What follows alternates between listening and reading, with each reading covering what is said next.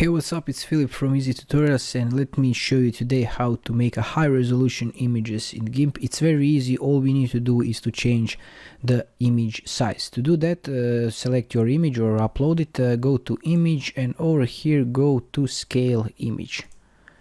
And now make sure that this is selected, this link icon over here, because it will keep the aspect ratio fixed, so it will proportionally size the image. So let's, for example, we want a bigger image, so just select this first value and type in the width, and you can see that height is automatically selected. So now just click scale. You can leave this interpolation to be cubic and click scale. And after we scale the image, if I hold Control button and mouse wheel down, you can see that over here at the top you can see the new image dimensions. And this is practically it. If you find this helpful, let me know in the comments below. Thanks for watching.